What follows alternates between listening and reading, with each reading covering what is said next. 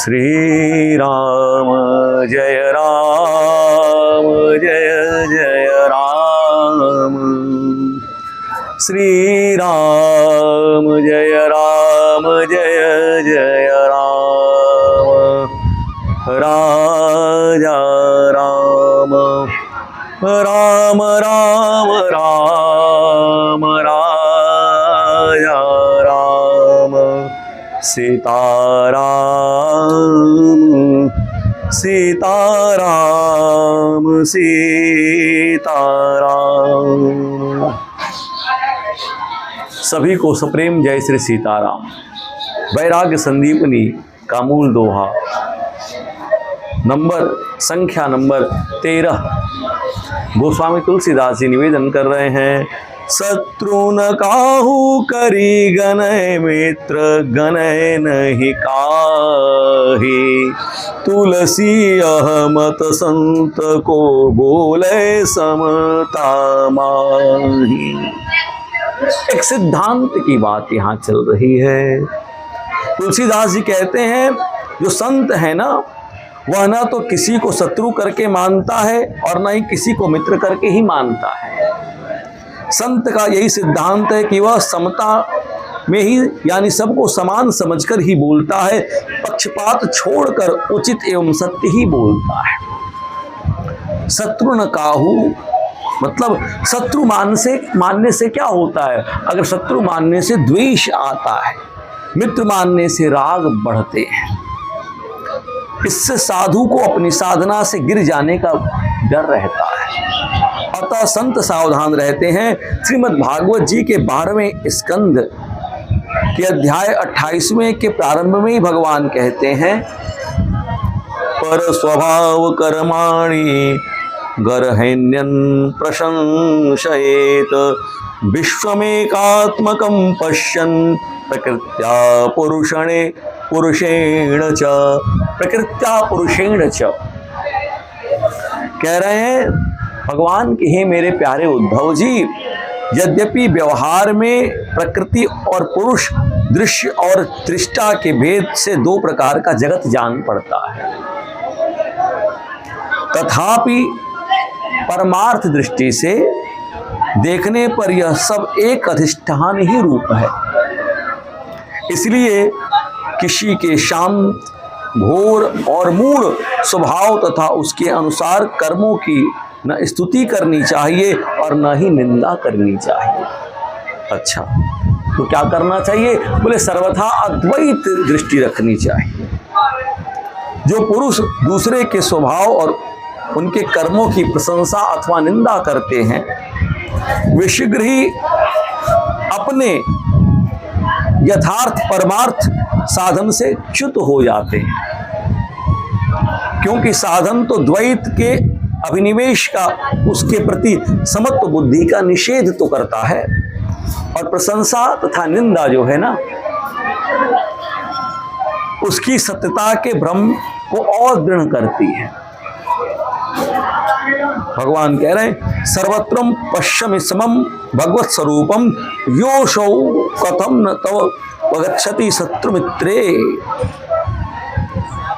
जो सर्वत्र समान रूप से सबको भगवान का ही स्वरूप देखता है, वह किसी को शत्रु की दृष्टि से और किसी को मित्र कैसे मान सकता है। हमारे स्वामी ब्रह्मलीन अखंडानंद जी महाराज अपने गीता के 12वें अध्याय में जो भाष्य करते हुए, उन्होंने भगवत गीता जी का भाष्य किया, उसके 12वें अध्याय के भाष्य में कहते हैं कि शातनात् शत्रु, जो, फिर से सुनिएगा, शातनात् शत्रु, जो सतावे वह शत्रु है। अच्छा, तो मित्र कौन है? बोले मेध्यति स्नेहति इति मित्रम, जो अपना स्नेह दे, जिसे देखकर हृदय स्निग्ध हो जाए वह मित्र है। जिसको देखकर हृदय स्निग्ध हो जाए वह मित्र है। इन दोनों के प्रति संत का स्वभाव समान रहता है। यहाँ पहुँचे हुए संत महापुरुषों का वर्णन किया गया है। अच्छा, वो क्या कहते हैं वो संत? बोले यस्य मे दक्षिणं बाहुं चंदनेन समर्चयेत वामं परशुना छिंदेत उभौ तो मे समौ मतौ। जो मेरी दाहिनी भुजा में चंदन का लेप करता है या पूजा करता है और जो मेरी बाईं भुजा को फरसे से काटता है वो मेरे लिए समान ही है, दोनों मेरे लिए समान हैं। योग वशिष्ठ में महाराजा इक्ष्वाकु की एक कथा है कि वे ऐसे प्रेमी भक्त थे कि कमल पुष्प को देखकर, पुंडरीकाक्ष एवं काले मेघ को देखकर भगवान घनश्याम कहकर समाधिस्थ हो जाते थे। जो कमल पुष्प को देखते थे ना तो तुरंत याद आती थी भगवान पुंडरीकाक्ष की, भगवान श्रीमन नारायण की, भगवान विष्णु की याद आती थी। और जो काले काले, आज वर्षा ऋतु शुरू हो गई है और वर्षा ऋतु में जब काले मेघ आते हैं और काले मेघ को देखकर जो इक्ष्वाकु जो हैं क्या होते थे, तुरंत ध्यानावस्थित होते थे। उनको याद आता था अरे ये तो घनश्याम है। उन्हें सर्वत्र भगवान के दर्शन होते थे। एक बार उनके शत्रु ने चढ़ाई की और उनकी राजधानी अयोध्या जी को घेर लिया। इक्ष्वाकु ने, महाराजा इक्ष्वाकु ने अपने मंत्रियों से पूछा कि ये आक्रमणकर्ता नरेश धर्म का पालन करता है या नहीं करता, प्रजा की रक्षा धर्म पूर्वक रक्षा करता है या नहीं कहता। मंत्री ने कहा कि मुझे पूरा पता है कि नृप धर्मात्मा है और ये अपने राज्य की प्रजा का धर्म पूर्वक पालन करता है।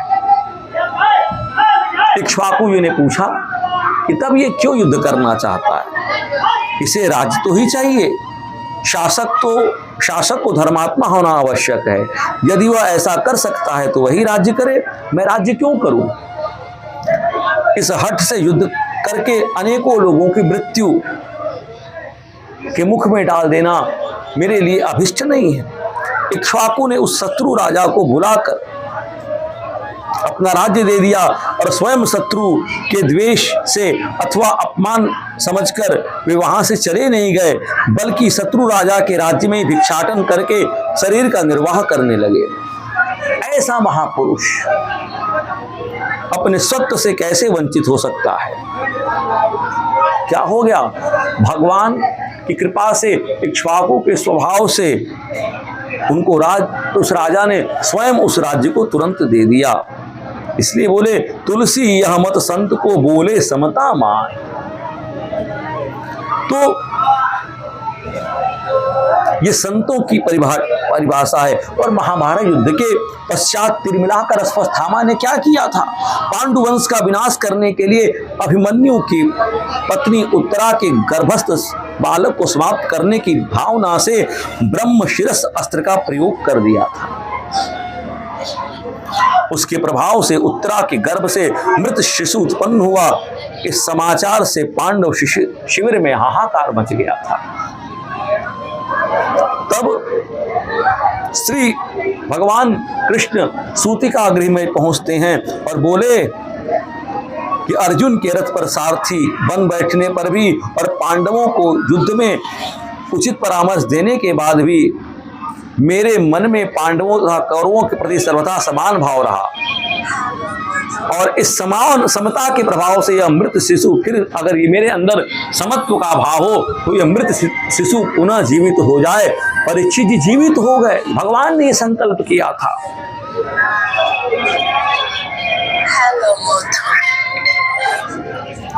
भगवान में ये तो समता, दयालुता आदि शुभ गुण नित्य निवास करते हैं। संत भक्त जब निरंतर भगवान का चिंतन तथा भगवत गुण का अनुसंधान करता है तब उसके हृदय में समता, दयालुता आदि सकल सद्गुण स्वभाव भगवान की कृपा से आ जाते हैं। अतः कहा गया बोले समता माही। इसलिए शत्रु न काहू करी गनय, मित्र गनय नहीं काहे, तुलसी मत संत को बोले समता माही। श्री राम जय राम जय जय राम, श्री राम जय जय राम।